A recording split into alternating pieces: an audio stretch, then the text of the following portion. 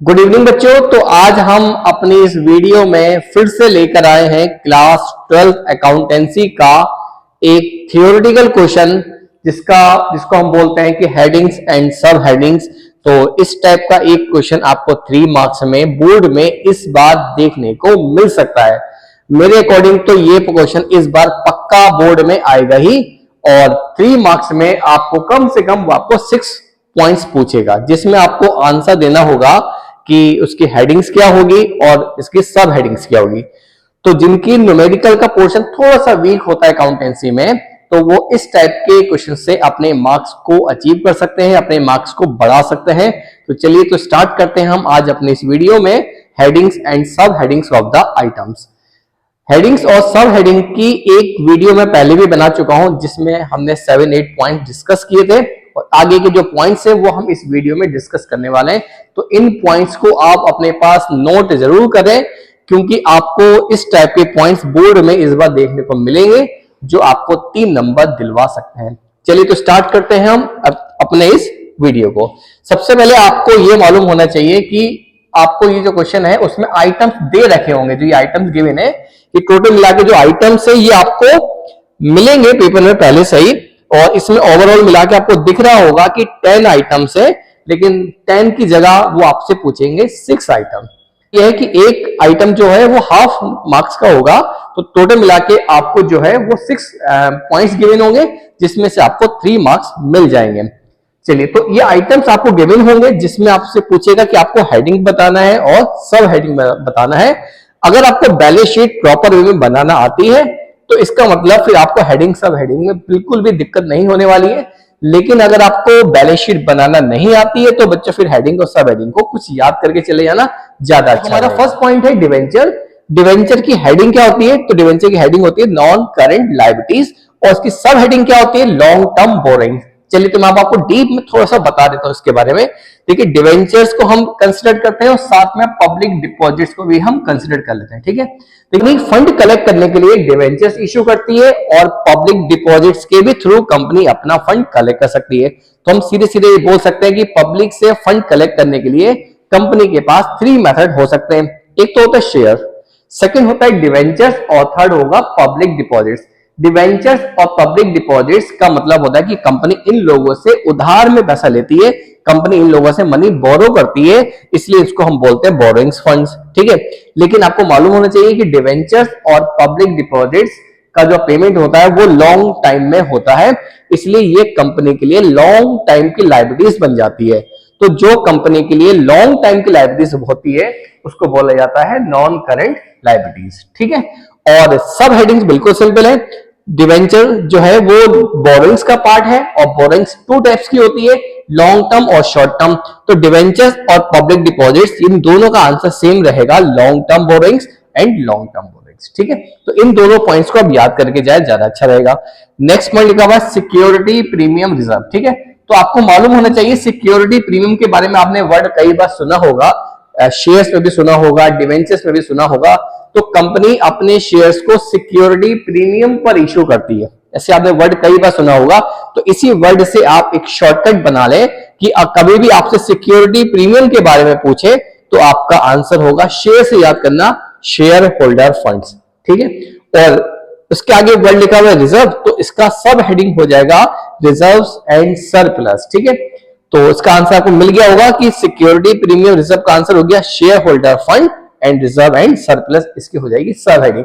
अच्छा, इसको ना कुछ याद तो आपको करना ही है, लेकिन मैं आपको कुछ एक ट्रिक बता देता हूं। आपको इस बार बोर्ड एग्जामिनेशन में कैश फ्लो मिलेगा, ठीक है, और कैश फ्लो में आपको बैलेंस शीट बनी हुई मिल सकती है, और एक क्वेश्चन आपको मिल सकता है पार्टनरशिप में, जिसमें भी बैलेंस शीट बनी हुई होगी, ठीक है। तो कहीं ना कहीं अगर कोई पॉइंट मिस हो जाता है तो आप अपने क्वेश्चन पेपर में ही जो बैलेंस शीट बनी होगी, इन पॉइंट्स को वहां पर आप सर्च कर सकते हैं कि हो सकता है कि इसमें से कोई पॉइंट आपको अपने क्वेश्चन पेपर की बैलेंस शीट में मिल जाए, ठीक है। तो अगर कोई पॉइंट मिस हो रहा है तो आप बैलेंस शीट में जाके चेक कर सकते हैं कि हो सकता है कि इसमें से कोई पॉइंट आपको किसी दूसरे क्वेश्चन की बैलेंस शीट से मैच करता मिल जाए और आपको वो पॉइंट याद आ जाए। चलिए तो आगे बढ़ते हैं। लिखा हुआ है बिल्स पेबल, तो बिल्स पेबल और दूसरा पॉइंट आपको याद कर लेना साथ में क्रेडिटर्स, ठीक है। तो बिल्स पेबल जो होता है जिसका पेमेंट हमें शॉर्ट टर्म में करना होता है, और बिल्स पेमेंट का पेमेंट तो बच्चों वैसे ही बहुत शॉर्ट टर्म पीरियड में होता है, 3 मंथ्स 4 मंथ्स, ठीक है। तो जिसका पेमेंट बच्चों हमें शॉर्ट टर्म में करना होता है वो हमारे लिए बन जाता है करंट लायबिलिटीज, ठीक है। नेक्स्ट पॉइंट चेक करते हैं, अनक्लेम्ड डिविडेंड। अब अनक्लेम्ड डिविडेंड का मतलब क्या होता है? तो पहले तो हम डिविडेंड को समझ लेते हैं। डिविडेंड का मतलब होता है कि जो कंपनी को ईयरली प्रॉफिट होता है, जब वो प्रॉफिट शेयर होल्डर को डिस्ट्रीब्यूट करते हैं तो वो प्रॉफिट को ही हम बोलते हैं डिविडेंड, ठीक है। लेकिन एक वर्ड इसके आगे ऐड हो गया, इसको बोलते हैं अनक्लेम्ड डिविडेंड। अनक्लेम्ड डिविडेंड का मतलब होता है कि कंपनी ने अपने डिविडेंड तो डिक्लेयर कर दिए लेकिन अभी पब्लिक ने उसके लिए क्लेम नहीं करा, ऐसे हम मान सकते हैं, ठीक है। तो जिसका पेमेंट, अब क्योंकि कंपनी ने डिविडेंड तो इशू कर ही दिए, डिक्लेयर कर ही दिए, तो बस पब्लिक अब रिसेंट वे में, मतलब कुछ करंट टाइम में ही आपके पास आ जाएगी और वो आपसे अपने डिविडेंड की डिमांड करेगी। इसलिए अनक्लेम डिविडेंड कंपनी के लिए कौन सी लायबिलिटीज बन जाता है? करंट लायबिलिटीज बन जाता है। और क्योंकि अनक्लेम डिविडेंड, आपको ये वर्ड बहुत कम सुनने को मिलता होगा, इसलिए इसके लिए शॉर्टकट में याद कर सकते हैं, अदर करंट लायबिलिटी, इसका बन जाएगा आंसर, ठीक है। चलिए तो नेक्स्ट पॉइंट की बात करते हैं हम, कॉल्स इन एरियाज। अब कॉल्स इन एरिया वर्ड भी आपने कई बार सुना होगा क्वेश्चन करते टाइम, तो कॉल्स इन एरिया वर्ड आपने कहां सुना है? कॉल्स इन एरिया वर्ड आपने सुना होगा शेयर्स वाला चैप्टर के अंदर, इश्यू ऑफ शेयर्स। जब कोई शेयर होल्डर किसी भी कॉल का पेमेंट नहीं करता तो उसको क्या बोला जाता है? Calls in arrears. तो कॉल्स इन एरियर्स से ही आपको याद आ जाएगा कि ये तो शेयर्स वाला चैप्टर का है, तो इसका आंसर क्या हो जाएगा? शेयर होल्डर्स फंड, ठीक है। और शेयर होल्डर फंड जो है उसका एक पार्ट और इसको हम बोलते हैं सब्सक्राइब्ड कैपिटल। तो कॉल्स इन एरियर की जो हेडिंग हो जाएगी वो हो जाएगी शेयर होल्डर फंड्स और सब हेडिंग हो जाएगा सब्सक्राइब्ड कैपिटल, ठीक है। अब आप सोच रहे होंगे सर इतने सारे पॉइंट्स कैसे याद होंगे? तो भैया बिजनेस स्टडीज भी तो याद करके जाओगे, इकोनॉमिक्स भी तो आपको याद करनी है, इंग्लिश के पेपर भी तो आपने याद करके दिया है, तो इतनी सारी थ्योरी याद कर ली, तो इन छोटे छोटे पॉइंट्स को याद करने में क्या दिक्कत है? और जो क्वेश्चन आपको मालूम चल जाए कि ये बोर्ड में आ सकता है, बहुत बढ़िया क्वेश्चन है, मोस्ट इंपोर्टेंट क्वेश्चन है, तो उस क्वेश्चन को भैया याद करने में क्या दिक्कत है, ठीक है। चलिए तो आगे बात करते हैं हम पेटेंट्स की। तो इसके साथ में गुडविल हो जाए, कॉपीराइट हो जाए, ट्रेडमार्क हो जाए, या हमारा बन जाए पेटेंट्स, ठीक है। तो बच्चों ये सब होता है हमारी एसेट्स, और गुडविल, कॉपीराइट, ट्रेडमार्क, पेटेंट्स, ये वाली जो एसेट्स होती है बच्चों, इसका बेनिफिट्स हम लॉन्ग टाइम तक लेते हैं, और जिस एसेट्स का बेनिफिट हमें लॉन्ग टाइम तक मिलता है वो बन जाती है हमारे लिए नॉन करंट एसेट्स, ठीक है।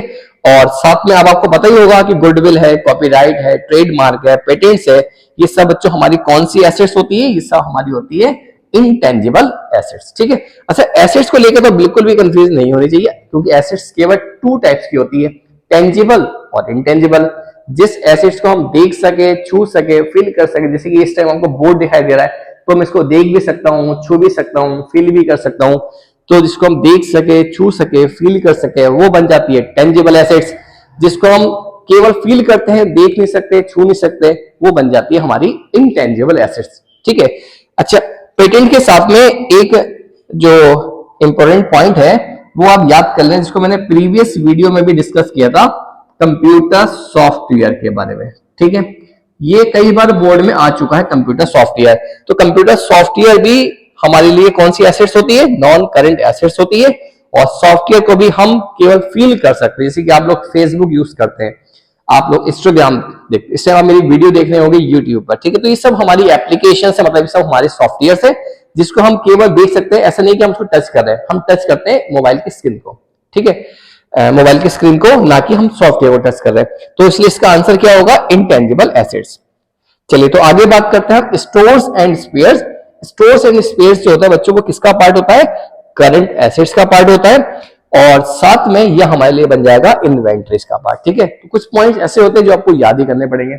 नेक्स्ट पॉइंट लिखा हुआ कंप्यूटर्स। अब कंप्यूटर को देख के समझ गए होंगे कि कंप्यूटर तो भैया हमारी एसेट्स होती है, और कंप्यूटर को हम देख भी सकते हैं, छू भी सकते हैं, फील भी कर सकते हैं, इसलिए ये हमारी बन जाती है टेंजिबल एसेट्स। तो कंप्यूटर जो है वो हमारा कौन सा एसेट्स है? नॉन करंट एसेट्स, क्योंकि इसका बेनिफिट हम लेंगे लॉन्ग टाइम तक, और कंप्यूटर को हम देख सकते हैं, छू सकते हैं, इसलिए हमारी कौन सी एसेट हो जाएगी सब हेडिंग्स में? Tangible assets. चलिए तो आगे बढ़ते हैं हम लास्ट पॉइंट की तरफ, और लास्ट पॉइंट गिवन है इसके अंदर बैंक ओवरड्राफ्ट, ठीक है। अब जो बैंक ओवरड्राफ्ट होता है वो होता क्या है, पहले आपको ये मालूम हो। तो पहली बात तो बैंक ओवरड्राफ्ट की जो फैसिलिटी होती है वो मिलती है जिनका बैंक में करंट अकाउंट होता है, और करंट अकाउंट किसका होता है बैंक में? जो बिजनेसमैन होता है। तो कई बार बैंक में बैलेंस कम होने के बाद भी बैंक हमारे चेक का पेमेंट कर देता है। फॉर एग्जाम्पल, आपके बैंक में अमाउंट रखी 90,000 और आपने किसी को चेक दे दिया 1 लाख का, तो बैंक आपके चेक को कैंसिल ना करके 1 लाख का पेमेंट कर देगी कस्टमर को। ये जो भी पर्सन होगा उसको पेमेंट कर देगी। लेकिन आपके अकाउंट में केवल था कितना बैलेंस? 90,000। तो बैंक ने 10,000 का बैलेंस अपने पास से आपको दे दिया। मतलब आप बैंक ने आपके बैलेंस को क्या कर दिया? ओवरड्राफ्ट कर दिया। लेकिन बैंक ओवरड्राफ्ट का जो पेमेंट होता है वो बहुत शॉर्ट टर्म पीरियड के लिए होता है। हो सकता है कि वो बैंक बैलेंस आते ही बैंक आपके अकाउंट से पैसे काट लेगी 2 मिनट के अंदर, ठीक है। तो ये बहुत शॉर्ट टर्म पीरियड के लिए होता है। इसलिए जो हमारी लायबिलिटीज होती है, कौन सी लायबिलिटीज होती है? करंट लायबिलिटीज होती है, क्योंकि हमने बैंक से ऐसा मांगा नहीं था। बैंक ने हमारे ऊपर जो है बैंक ओवरड्राफ्ट देकर हमारे ऊपर लायबिलिटीज डाल दी। लेकिन वो जो लायबिलिटीज होती है बहुत शॉर्ट पीरियड के लिए होती है, इसलिए हमारी कौन सी लायबिलिटीज होगी? करंट लायबिलिटीज होगी। और क्योंकि ये पैसा हमने बैंक से शॉर्ट टर्म के लिए बोरो किया है, तो इसलिए इसका आंसर हो जाएगा शॉर्ट टर्म बोरिंग्स, ठीक है। तो आपको दिख रहा होगा शुरू के 2 पॉइंट्स है, लॉन्ग टर्म बोरिंग्स और लास्ट का पॉइंट क्या है? Short term borrowings. क्योंकि डिवेंचर्स का पेमेंट हमें करना होता है लॉन्ग टाइम में और बैंक ओवरड्राफ्ट का पेमेंट करना होता है हमें शॉर्ट टाइम में, इसलिए ये दोनों तो बन जाते हैं लॉन्ग टर्म बोरिंग्स और लास्ट पॉइंट बन जाता है हमारे लिए शॉर्ट टर्म बोरिंग्स, राइट। तो बोर्ड एग्जामिनेशन तक हम चैप्टर वाइज, टॉपिक वाइज आपके साथ में वीडियो को लेकर और किसी पर्टिकुलर क्वेश्चन को लेकर आपके साथ में डिस्कस करते रहेंगे। अगर आपने मेरा चैनल अभी तक सब्सक्राइब नहीं करा तो जल्दी से पहले चैनल को सब्सक्राइब करें। आपके फ्रेंड सर्कल होगा, आपका ग्रुप होगा, मेरी वीडियो को वहां भी शेयर करें ताकि ज्यादा से ज्यादा लोग हमारे साथ ज्वाइन होंगे, तो मैं अपनी जो क्वालिटी है, जो टॉपिक्स है, जो क्वेश्चंस है, वो ज्यादा आपके साथ में शेयर कर पाऊंगा, आपके साथ में डिस्कस कर पाऊंगा। Thank you.